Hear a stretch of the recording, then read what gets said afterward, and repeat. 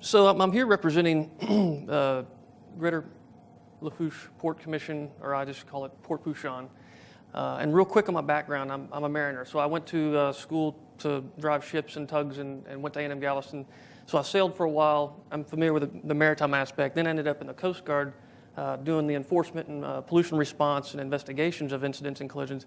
And now I found myself working for a technology company that's just taking all this data and trying to prevent or at least bring some more awareness. So when it comes to Port Fourchon, it was something a little bit different than we've been talking about. A lot of the focus of pipelines seems to be, on land because there's a lot of pipeline on land, but it's a unique problem once you have the marine environment. There's a lot of extra variables and other dynamics. So just real quickly, you can see the number of pipeline strikes and the cost.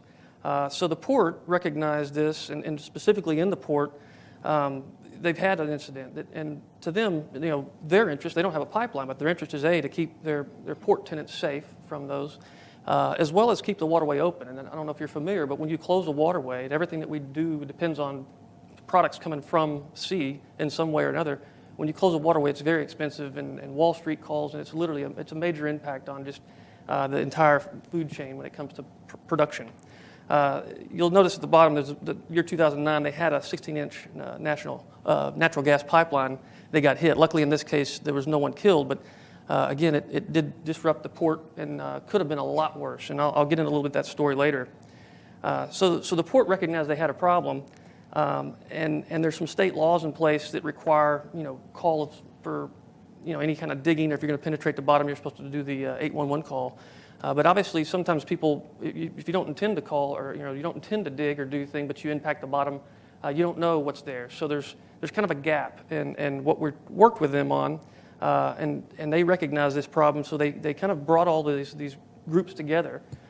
So by leveraging the PHMSA grant and working with a nonprofit group, which is CAMO, and I'll talk a little bit about that, and then the industry stakeholders, which are involved in the CAMO group, and then technology leaders.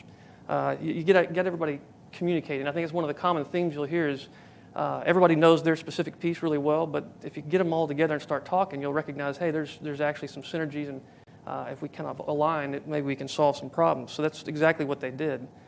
So CAMO was a key piece of this. And in fact, Susie here in the room, and she was actually one of the key people to help this first grant. So the Port Fourchon has actually gone through, I believe, we're on the fourth now. We've been involved in 2 of them, but all of them seem to be trending more towards using technology to improve their awareness and prevent damage. But CAMO came together recognizing as well that if all these pipeline companies came together along with the right partners, they could probably bridge that gap and also improve communications. And again, I always kind of joke when I go to some of these bigger functions for pipeline, you see a lot of coloring books and all that, and that doesn't always work in the maritime environment because, I know that the captain might enjoy coloring, but the communication you derive for that environment is going to be probably different than the land base. So what do we do to get to those people and make sure that communication is clear? And here's just a quick look at the other members and groups, and you'll see in there it's a great cross-section because you have 811 call centers, which is a critical piece of that input. You've got the oil companies and you got technology companies. So it's a great mix. It's a good foundation. I'll get to this picture later, but the concept for this particular grant I was going to talk about was about the automatic identification system. So here's a great example where the federal government required this vessel tracking solution, or this vessel tracking it's designed basically for collision avoidance. And the project began by saying, all right, well, there's this requirement out there. We know where these vessels are. We've got a couple of pipeline corridors that's inside of our port. One of them we've already had an accident in. What can we do to connect the dots? There's a requirement out there. Vessels are already moving and we can see them. How do we use that to benefit protecting the pipeline and protecting the port and the people that operate the vessels? So that's the direction the grant went. And to a little background, again, AIS, imagine it is the same thing as an aircraft flying, and you can go anywhere on your phone and track your flight. It's squawking out a tail number. It's telling you where the flight's at. Well, the same thing with vessels. The signal comes out. It's a global network. We have antennas everywhere listening for these signals. They're VHF signals, by the way, so they only travel 20 to 40 miles. So to receive these, you have to have a network of antennas and you listen for it. But the nice thing is when they're transmitted, included in that data is their name, call sign, their draft, their speed, their position. So there's a lot of data there that you can kind of correlate to another geographic reference point, which is where the pipelines are. And then what we're doing on our side is we actually collect all that data. You're able to trigger alerts and other activities and log things around those arrivals and departures. And we're actually keeping the data. We've got over 5 or 6 years of historical data for every vessel almost in the world, but majority of the major ports at a 30-second interval. So a whole other topic we could go into. And essentially what's happened, this is kind of a graphical look at it, but out in open ocean, we even pull this data from satellites. But typically the near-shore solutions, like with Port Fourchon, it's based on having an antenna near the waterway or in the port. In that case, they're actually hosting it. And it's a web-based service, so this tool that we're commonly using is actually be able to pull up on your laptop from anywhere. AI's utilization, that's wild. They got scrambled there too. We won't spend much time on that anyway. That's just kind of explaining who all's benefited from this data. And again, this is a great example where the federal government came with a requirement to solve one problem, but by adjusting a little bit and looking at it, solved a lot of other problems that were not intended. So the challenge is to continue looking at what other things are being developed that could be applied to other uses. Real quick, so part of the challenge is mariners that are navigating the waterway, the argument would be, oh, well, they should know where the pipelines are. So here's a great example. This is a NOAA chart, and there's a pipeline corridor you can see marked right across here. And so it's on a chart. And arguably the captain or the operator of the vessel should know, oh, well, I shouldn't drop an anchor or push in here. But being a mariner, I know how that works. And when you're in a confined channel with a lot of other traffic, the last thing you're going to do is like driving down the road. You're not going to pull out a map and hold it in front of yourself and start trying to plot. Now, you could argue that they should have thought about it ahead, but the point is things happen a lot faster in close quarters, fog, rain. In fact, when I worked on a tug, we had a major ship that had a very qualified pilot. Rain squall came up. The safest thing to do was drop the anchor. When the rain let up, they looked around. They were right over a pipeline. And this was way back in Houston when I drove tugs, but it happens. So the thought was, well, how can we help them know where they're at? So the AIS signal typically is being used just as collision avoidance between two vessels. So two vessels are approaching each other. Now, for the first time, I can actually see who I'm talking to because my on-vessel display shows me that guy's name. But it works for us as well to see it from the shore base. And now we've created these geofences, and we're monitoring these two pipeline corridors there in the port here. And so basically, these two areas, if a vessel goes inside this corridor, we can see that. We log how long it's there. We know who it is and what it's doing. Those AIS units that are designed for collision avoidance are also able to accept feedback outside of the normal AIS messaging, which is a safety message 12. So we can actually send a specific message just to the vessel that we see could potentially be a threat, and on their screen they would get, on their AIS unit, a display that says, hey, there's a pipeline below.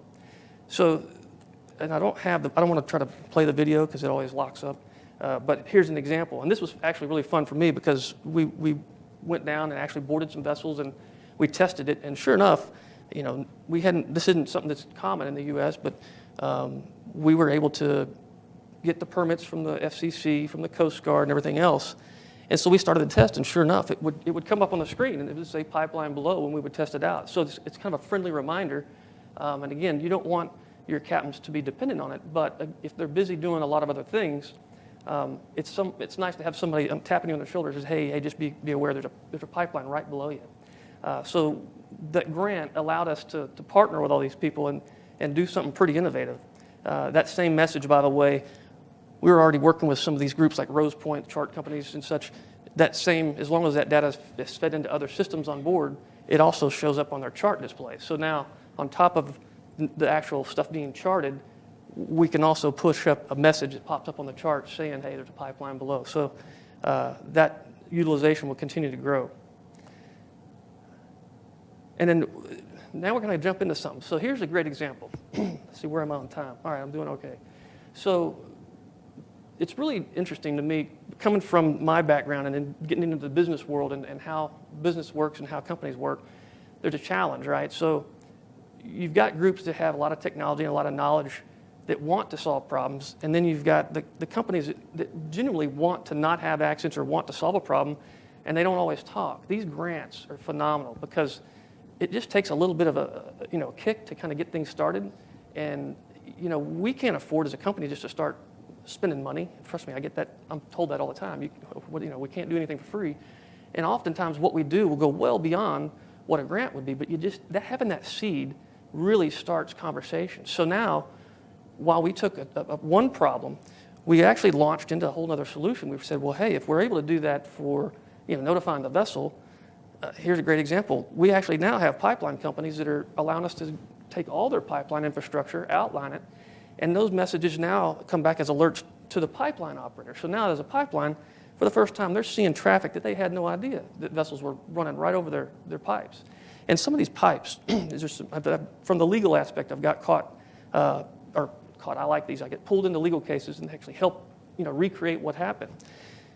Some of these waterways, and this goes back to the gap, some of these waterways, if you look at a NOAA chart, they're not really waterways. They used to be land, they're water now, and there's work that has to get done there. So now, instead of driving to that location, it's all subsided, and you have to take a tug and barge in there. So those bays might only be 9, 10 foot deep. The pipeline might be just under the mud, and now they're trying to bring in a tug and barge that's pretty much plowing through that mud to get to the site. And that's dangerous. And again, if it's not charted, so now the pipeline corridors I showed you, well, that doesn't count in some of these areas. But the pipeline companies, they know where their stuff's at. And so they can intervene now. So what's happening is they're watching these alerts when a vessel shows up inside that zone. And then we had, within the second day of one of these companies doing this, they had a near-miss scenario, but they were able to prevent it. So for the first time, a vessel had gone in, they saw it, they actually got contact with them. And here's a look at the vessel that came through the channel, stopped, the alert went off, they contacted them and says, hey, stay there, we're gonna have a surveyor come out. And they were able to get them out safely without having an impact. This picture goes back to the one in Port Fourchon where instigated the whole thing. So it wasn't in place back then, but I was able to take our historical data and go back before this whole incident happened and see exactly how that gas pipeline was impacted. So you can see the vessel was going along here, and he didn't anchor, he didn't drop a spud, he just nosed into the bank inside that corridor, but because of this depth, and he hit the mud, he cracked open the pipeline. And in this case, it's a great example. I think the vessel was there for like 20 or 30 minutes before he notified. He spent an hour trying to free him a cell. So think about. He dug a hole in the bottom of the bayou over 20 feet deep trying to free him a cell. And what happens is, so now, and it happens in every case, the natural tendency is I go aground, I got to get off. As you work to get off, you cause more damage. And additionally, he brought in a second vessel to help him. So now you've got two vessels full of crew right over a boiling gas for an hour. So it comes back to, well, even if there was an impact, at least with the alert, the pipeline company didn't know. Now, eventually they're going to know, say the pipeline pressure dropped. But a few minutes of time to intervene and says, hey, don't bring in any more boats, get your guys off. This could have been a whole lot worse. And in the future for marine pipeline safety, this is what's really fun. So, we kind of started going off a whole other path from what we learned initially, which instigated us to go back and now start working with a port to integrate some of the previous grant money, which they had put some radars and cameras in. So now we're actually taking radar data to integrate with AIS data to improve the alerting.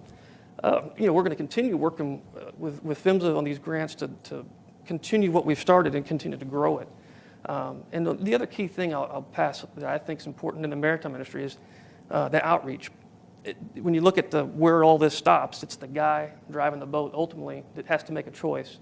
So while we have the call-in system and we have all this other infrastructure, when it comes down to the guy driving the boat, we need to get him educated and comfortable that he's in a safe place to dig, or he's not even thinking about it if he is or isn't. It's just he's told to go there and do it. He's assuming all these other things are in place. So ultimately, we're going to work down to that, and whether it's immediate communication via the technology or just simply outreach and actually, I went to school for 4 years at a maritime academy. We never talked about pipelines. I was showed where it was on the chart, but I never saw pictures of what would happen if you hit one, and never thought about having to worry about that. So it's, there's a choke point there where we can communicate with the guys operating the vessels. Let's include that kind of piece into their everyday logic when they make decisions. So anyhow, we're going to continue working with Camo and doing this outreach and continue doing what we're doing. It's been a lot of fun. And I will end with that.